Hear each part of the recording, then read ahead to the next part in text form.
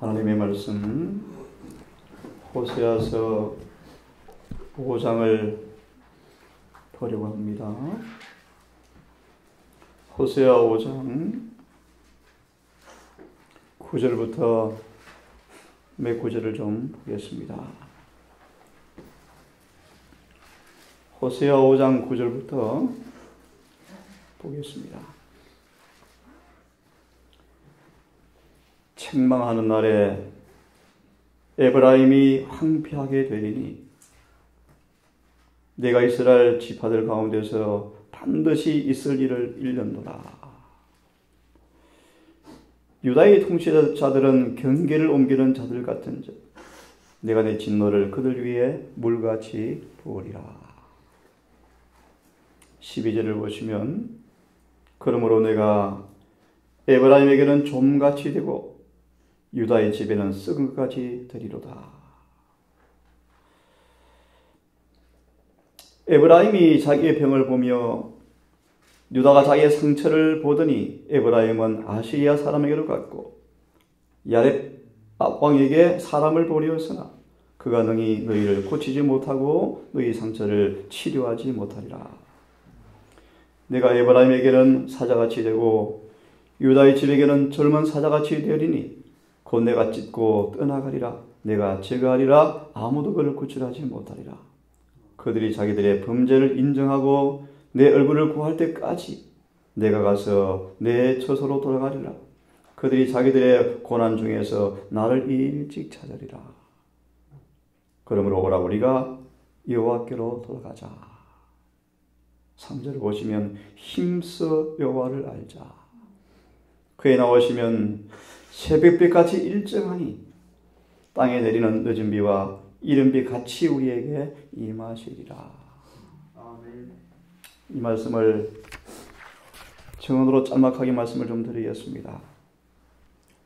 여름에 아름다운 초록색 외투를 입은 숲속의 나무들이지만 멀리서 바라볼 때 상록수와 낙엽수를 구분할 수가 없지만 겨울에 동장군이 와서 낙엽수들의 아름다운 잎들을 다 떨어버리면 차가운 포옹으로 그들 에워쌀 때는 상록수들이 쉽사리 분별되어진다.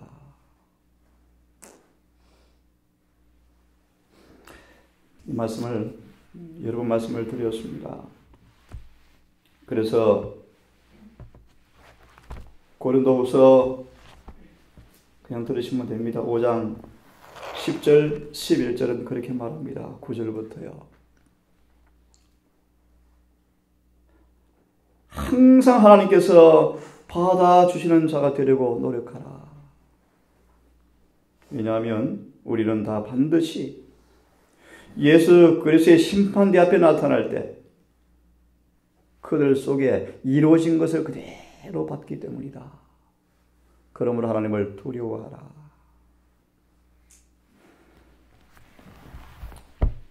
무한히 자비로우셔서 인간의 언어로 표현할 길이 없는 그분의 선하심과 인자하심이 너무나 분명하고 시편처럼 우리가 수없이 배도하고 반역해 왔지만 천일을 하루같이 참으시는 주님의 인자하심을 청량할 길이 없지만 분명히 그분은 거룩한 분이십니다. 의로운 분이십니다. 누가복음 12장 1절 2절을 보겠습니다. 누가복음 12장 1절 2절을 봅니다. 우리는 어제 우리의 안에 경험되어질 의의는 절대적인 것인데 우리 모든 행사가 우리 인간의 의의는 다 벗겨지고 철저하게 하늘이 주신 의의를 입지 아니하면 우리는 그분 앞에 간합받을 수 없다고 말씀을 드렸습니다. 이 의의는 반드시 품성 변화로 반드시 나타난다고 말씀하셔요.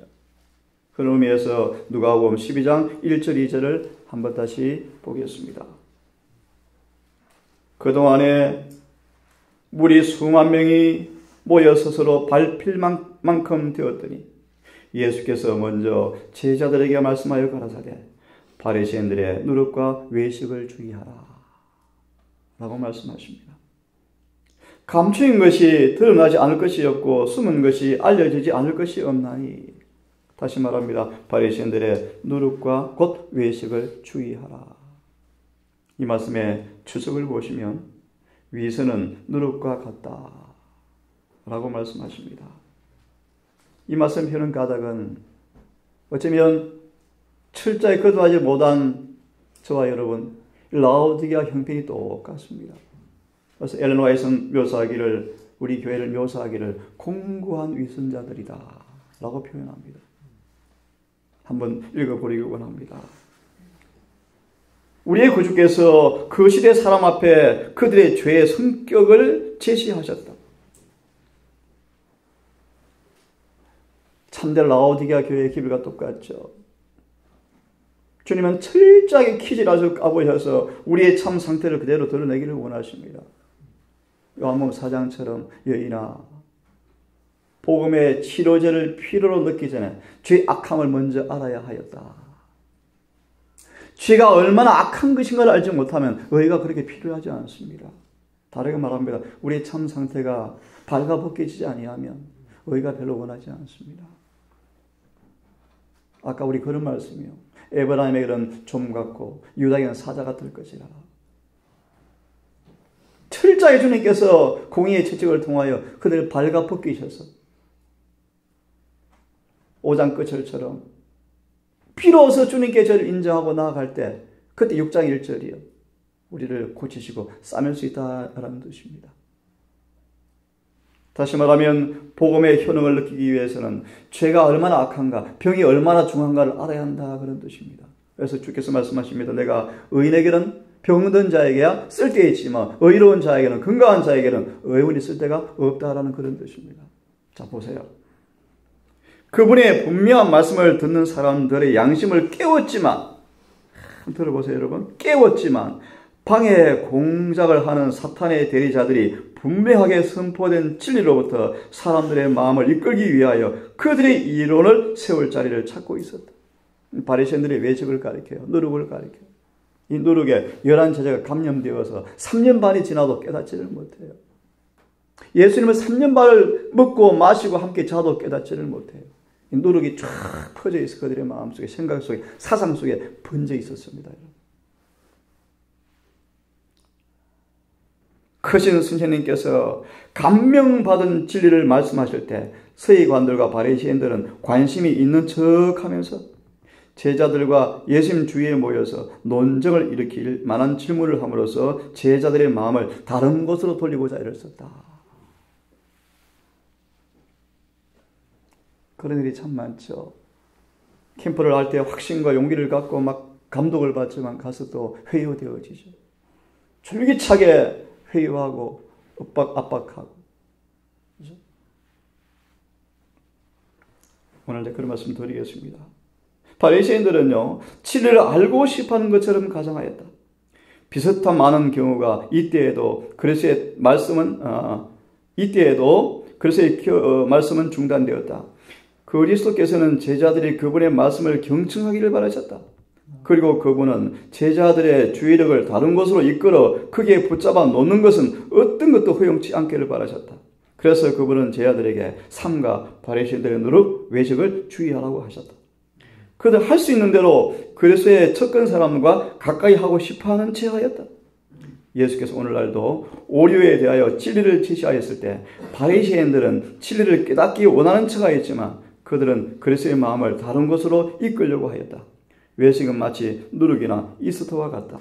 누룩은 밀가루 속에 섞여서 숨겨지기 때문에 그것의 결과가 드러날 때까지는 그것이 있는지조차 없는지조차 알 수가 없다. 누룩은 교묘하게 그 세력을 확장해서 곧 온 덩어리와 퍼진다. 외식은 은밀하게 작용하기 때문에 만약 사람이 이 죄에 빠져버리면 그들은 교만과 헛된 것들로 마음을 가득 채운다. 지금은 옛날 바리새인들의 상투수단으로 사용했던 속임수와 비슷한 속임수가 횡행하는 세상이다. 구주께서 이와 같은 주의를 주었을 때 그것은 그분을 믿는 사람들은 누구나 다 조심하라는 경고인 것이었다. 이런 정신에 동화되지 말고 구주께 덫을 놓으려 했던 사람들과 같이 되지 않도록 경계하고 깨어 있어야 한다. 아멘. 이 말씀을 드린 까닭은 재림을 기다리는 라오디게아 교회 형편이 똑같습니다. 벗고 있지만 입었다고 쏟고 있죠. 하나 좀 더 보고 내가 의의를 말씀을 드리고 싶어요. 고린도후서 3장을 다시 펴시기 바랍니다. 제가 전에 말씀드린 것처럼 이 의의 기별을 선포할 때 심령의 부흥이 있기를 바랍니다.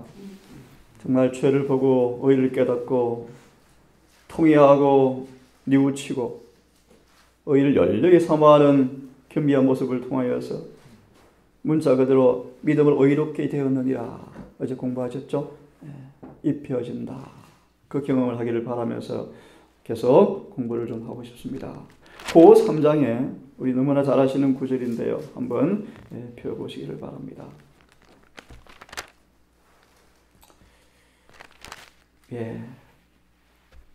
고린도후서 3장을 먼저 보십시오. 16절부터 보시면 있는 말씀입니다. 언제든지 축계로 돌아가면 그 수건이 벗어지리라. 좀 더 다르게 표현하겠습니다. 예수를 깊이 알면 알수록 우리의 죄됨은 더 깊이 드러날 것이고, 그렇습니까? 영적으로 거룩한 영적 발돋움이 더 높아지게 될 것이다. 그러므로 힘써 여호와를 알자. 청묘계단처럼 예수님의 습관, 예수님의 말투, 그분의 표정, 그분의 발걸음, 그분의 행동거지, 그분의 인간관계, 모든 면에 나타나는 그분의 의의를 품성을 우리는 아는 것이 너무너무 중요합니다. 주의 영이 계신 곳에서는 자유가 있다고 말씀하시면서 이런 사람에게 주신 약속이 18절입니다. 그거를 보는 것처럼 주의 영광을 바라볼 때 주와 같은 똑같은 형상으로 변화된다고 성경은 보증하고 있습니다. 아멘. 넘어가서 5장 17절을 보시면 유일한 희망은 그리스도 예수 안에 있을 때 이제 우리는 모든 과거는 지나버리고 주님 안에서 새로운 피조물이 되었다라고 선포하고 있습니다. 후서 5장 17절을 좀 보려고 합니다. 후서 5장 17절을 좀 보세요. 은혜는 상속으로 물려받는 것이 아니다라고 말씀했죠. 여기서 말하는 은혜는 품성을 가리킵니다. 의의를 가리킵니다. 의의. 하늘이 요구하는 흠도 점도 없는 의의를 상징합니다. 이 의의는 태어날 때 물려받는 것이 아닙니다. 이 땅에 태어난 모든 사람들은 주님 안에 새로 거듭나야 합니다. 그렇죠? 그걸 가리켜서 혈과 육으로 낳 옛 속성은, 본성은 하늘을 유업으로 받을 수가 없습니다. 여기서 옛 본성이 전인가 후인가 그런 의미가 아닙니다. 옛 방법, 타고난 경향, 이전의 습관들은 다 버려야 한다. 이렇게 말씀해요. 그렇죠? 중생은요, 새로운 취미, 새로운 경향, 정확하게 묘사하면 율법과 동일한 취미란 뜻입니다. 율법과 일치되는 그런 취미, 새로운 경향성을 갖는 것이 바로 중생한 것이다. 그런 뜻입니다. 그래서 말씀드렸죠. 거듭나는 것은, 중생하는 것은 율법과 조화시키는 것이라고 말씀을 했죠. 성령으로 말미암아 새로 태어난 사람들은 신의 성품에 참여한 사람이 되어지는데 어떻게 확인할 수 있을까요? 기질과 습관에서 증거를 보여준다. 기질과 습관에서. 하지만 이렇게 말합니다. 그리스도인이라는 많은 사람들이 그들의 품성과 기질에서 선천적인 결함들을 그대로 가지고 있다면 믿지 않는 세상 사람과 무엇이 다를 바가 있겠는가? 그렇게 말씀하십니다. 제가 볼 말씀은 그 다음 말씀이요. 그러므로 순수한 신앙이 무엇인가? 그리스도를 본받는 것이다. 요한일서 2장 6절의 말씀이요. 그 안에 거한다 하는 사람들은 그분께서 걸으신 것처럼 걸을지니라. 그런 말씀. 그렇지 않은 것 전부 가짜죠. 전부 가짜입니다. 그렇죠? 그래서 우리 여러분 대쟁투 조사심판장을 보셨죠? 그들이 죄를 회개하고 뉘우치면 그들의 이름 맞은편에 용서라고 기록되어지고 이제 그들이 그리스도의 의에 참여하여 품성 율법과 조화되는 것이 판명될 때 그들의 죄가 도말되어지고 영생을 얻기에 합당한 판결을 받게 될 것이다. 너무나 정언은 예리합니다. 분명합니다. 한번 이 말씀을 다시 봅시다. 순수한 신앙은 그리스도를 본받는 것이다. 두 번째 문단을 보실래요? 하나님은 죄와 타협하지 않으신다. 다시 한번 바닷가에서 베드로를 3번씩 아주 비늘같이 돋은 화살 같은 촉으로 마음을 찔러서 3번씩 내가 나를 사랑하느냐 그렇게 말씀하시죠. 소망은 어떻게 우리에게 주석해 주고 있습니까? 복음은 절대로 악과 타협하지 않습니다. 여기 보시면 하나님은 죄와 절대 타협하지 않으신다. 그럼 어떻게 하시는가? 순수한 회심은 잘못을 저지르는 유전되고 배양된 경향성을 바꾸어 놓아버린다. 이런 해결을 주님께서 주시기를 원하십니다. 보실래요? 하나님의 종교는 셀 수 없이 많은 실을 가지고 솜씨와 기술로 짠 질긴 직물과 같다. 요셉 같은 사람이 그렇습니다. 보디발의 집에 가서부터 감옥 가서부터 실을 용광로에 해서 다시는 찢기지 아니하는 새로운 피조물로 만들어져 버렸죠. 그래서 의를 대표하는 자가 되어버렸죠. 그런 뜻입니다. 조금 전 기도했는데요. 이 땅에서 한 사람도 예외가 없습니다. 실은과 한날을 통하지 않고 의에 이르신 사람이 아무도 없습니다. 하지만 주님을 바라보시면서 우리의 충성된 대제사장께서 우리가 겪는 모든 고난을 몸소 동일하게 체험하시고 시험에 승리하신 그분께서 우리를 잘 아시죠. 그분이 중보한다는 사실을 용기를 가지시고 잃지 않기를 간절히 바랍니다. 아멘. 이 의인은, 우리 의인은요, 하나님께서 하늘에서 온 지혜 외에는 이 직무를 완전하게 만들 수가 없다. 이 땅에 태어난 인간 가운데 스스로의 지혜와 지식으로 아무도 의에 이를 수 있는 사람이 한 사람도 없습니다. 오직 하늘의 지혜, 하늘의 지혜. 이것이 바로 인성으로 오셔서 경건의 비밀을 이뤄놓으신 그분의 지식 외에는, 다시 한번 주님의 손 외에는 아무도 우리를 만들 자가 없습니다. 그 다음 아주 의미심장합니다. 보세요. 처음 보기에는 훌륭한 모양을 갖춘 많은 종류의 옷감, 우리 각각 사람들을 가리킵니다. 야, 저분 참 선해, 우리 너무너무 인자해, 부드러워, 이렇게 보이지만 시험을 견딜 수가 없다.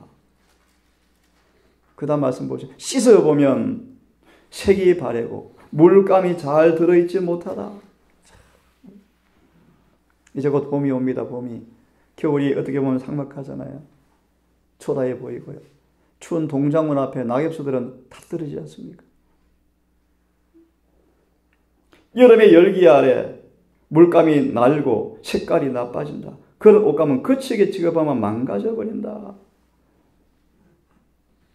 하나밖에 방법이 없다고 말씀하십니다. 그 다음 문장에서. 그 다음 문장에 보시면 그러므로 주님의 계획은요, 하나밖에 없는데 새롭게 만들어내는 것입니다. 그래서 그리스도의 계획은 하나밖에 없는 안전한 계획이다. 보라, 내가 만물을 새롭게 하노라. 누구든지 그리스도 예수 안에 있으면 새로운 피조물이라 라고 하신다. 그리스도는 사람들에게 흥금으로 기운 품으서 자아가 조금 섞이고 대부분 차지한 그런 것을 받을 것이라고 생각하도록 하신 적이 전혀 없다. 이것이 바로 라오디게아 교회의 상태이다. 그렇게 말씀하셔요. 맞아 있습니다. 처음 보기에는 일부는 자아로 보이고 일부는 주를 믿는 것처럼 보일지 모르지만 결국은 모두가 자아요. 그리스도는 조금도 없다. 이기심의 뿌리가 나타나서 계속 자라서 점점 더 깊이 뿌리를 내리고 마침내 그 나무의 가지에는 나쁜 열매가 달린다.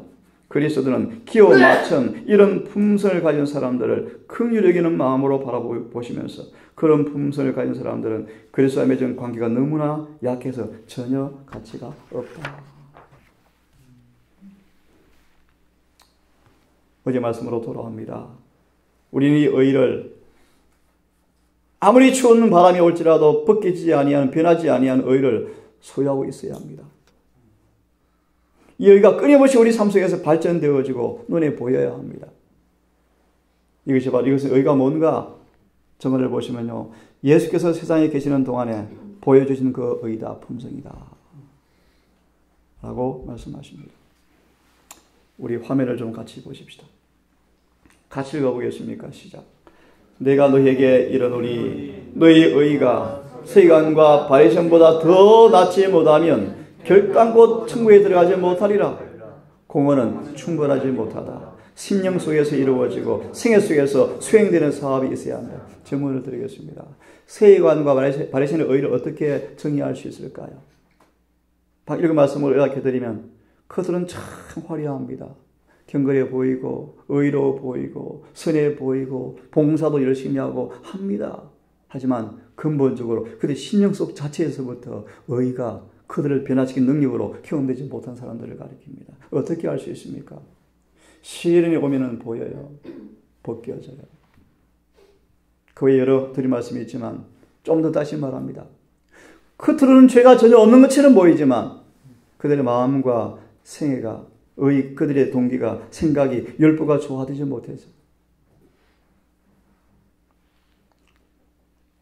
겉으로는 율법과 조화되는 것처럼 보이지 모르지만 그들의 속사람이 율법과 조화되지 못해서 온 마음으로 의를 이루기 위해서 애를 쓰지만 그들은 그 의가 그들의 생애를 변화시키는 능력으로 경험되어지지 않은 사람들이 바로 이런 사람들이었습니다. 겉으로 다시 말하면 겉으로는 죄를 안 짓지만 속으로부터 올라오는 죄를 그들은 이길 수가 없었습니다.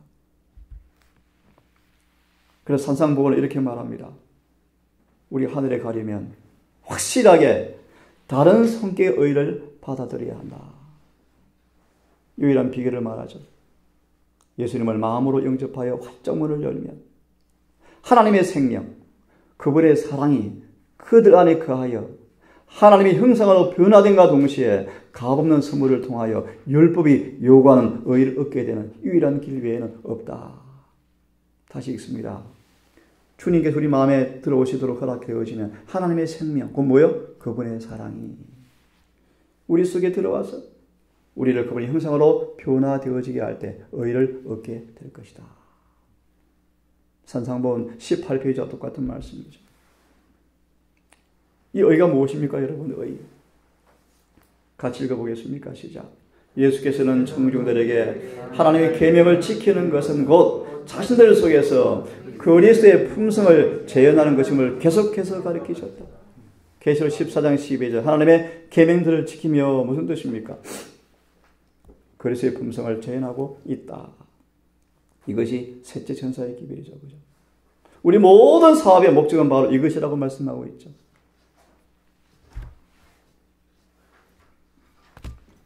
하나님의 의가 뭔가를 좀 더 구체적으로 보려고 합니다. 대정토 639페이지입니다. 하늘의 열린 문으로부터 영광이 막 빛으로 흘러나오는데요.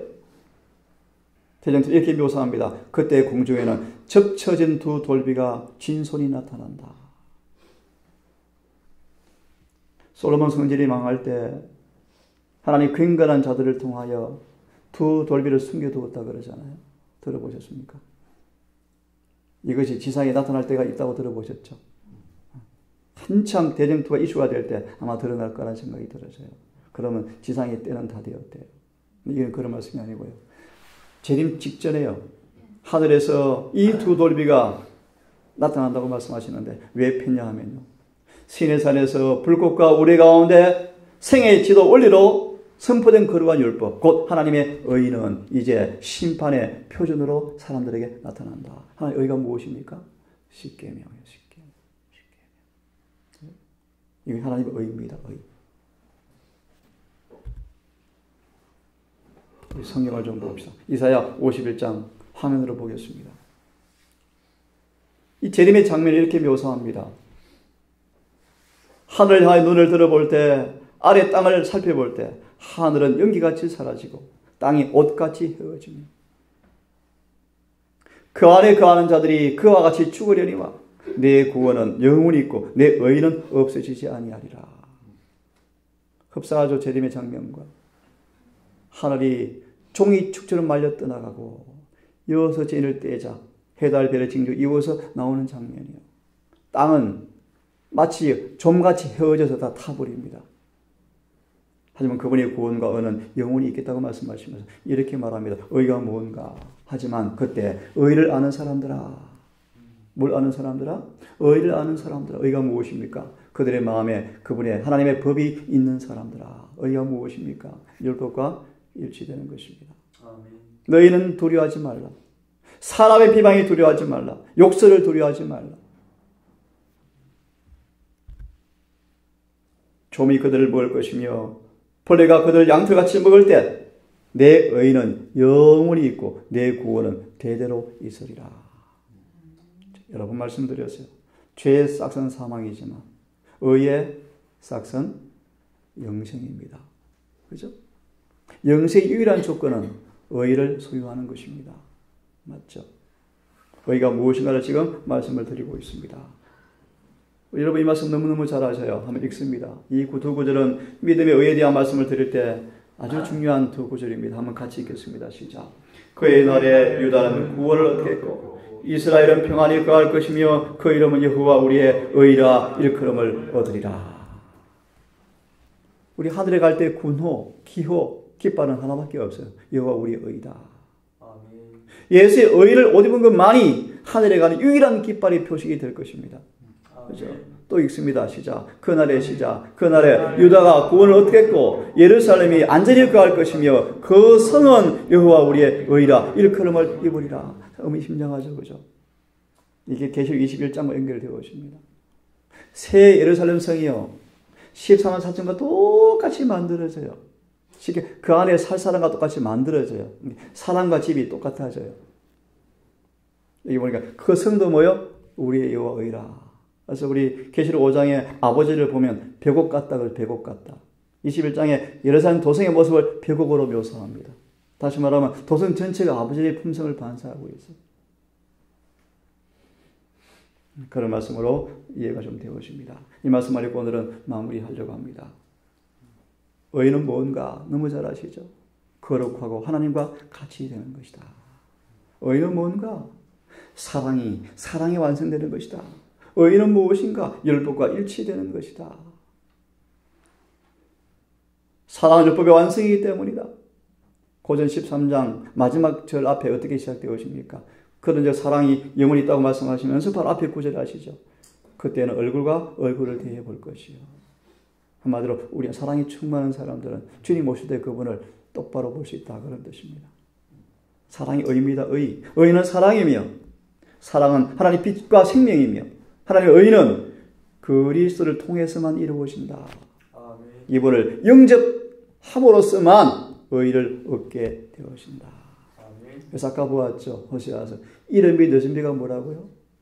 예수님이 점점 우리 안에 충만히 임하시는 경험이에요. 그래서 꽉 차버리는 거. 이게 늦은비 성령입니다. 맞죠? 그분이 늦은비처럼 임하시리라 그러지 않습니까? 그 표징이 무엇입니까? 바로 의가 나타나고 있는 것입니다. 그 의가 무엇입니까? 율법과 조화된 생애를 가리킵니다. 오늘도 여러분 기도처럼 이 길이 쉬운 것이라고 보정을 하지 않았습니다. 하지만 이런 보정을 하셨습니다. 누구나 가능하다고 보정을 하셨습니다. 쉽지는 않지만 모든 돌, 하늘의 필린이, 은혜의 방편이 다 준비되었다고 말씀하십니다. 아무도 실패할 필요가 없다고 보장하셨지 쉽다고는 말한 적이 없습니다. 오늘도 하나님 은혜 안에서 믿음의 선한 경주를 인내로 경주하는 그 일에 낙담하고 실패하지 않기를 바라면서 오늘 한 날도 주의 성령께서 함께 하시기를 간절히 바랍니다. 아멘.